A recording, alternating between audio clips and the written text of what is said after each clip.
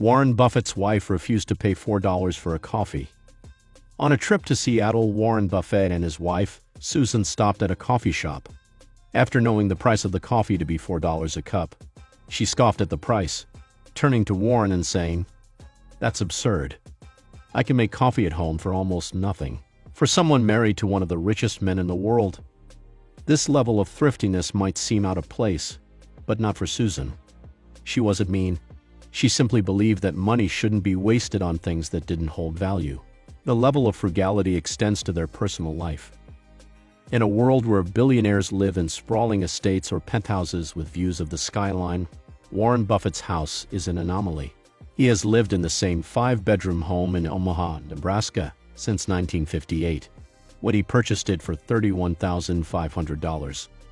While his peers build mega mansions with infinity pools and private theaters, Buffett's home is modest, blending into its suburban neighborhood. Buffett has repeatedly said that his house makes him happy. "I'm comfortable here," he once explained. "Why upgrade when what I have works perfectly?" The house isn't surrounded by towering gates or adorned with over-the-top luxuries.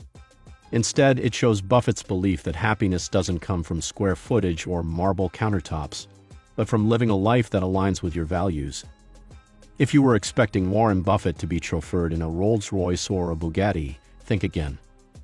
For years, Buffett drove a 2006 Cadillac DTS, and when it came time for an upgrade, he didn't splurge on a luxury sports car. Instead, he chose a 2014 Cadillac XTS, a reliable, practical choice that's far from ostentatious.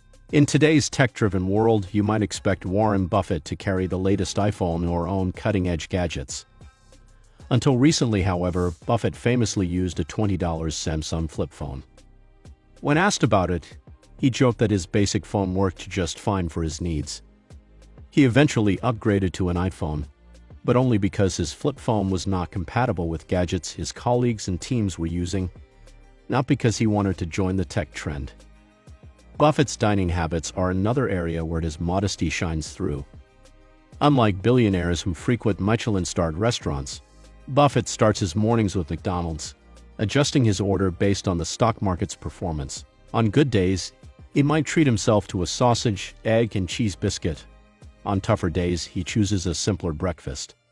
His drink of choice is just as modest: Coca-Cola. Buffett consumes 5 cans a day, and has even joked that his sugar-heavy diet contributes to his longevity. Here's a quick question: isn't it true that the matter is about principle and not the actual price of coffee?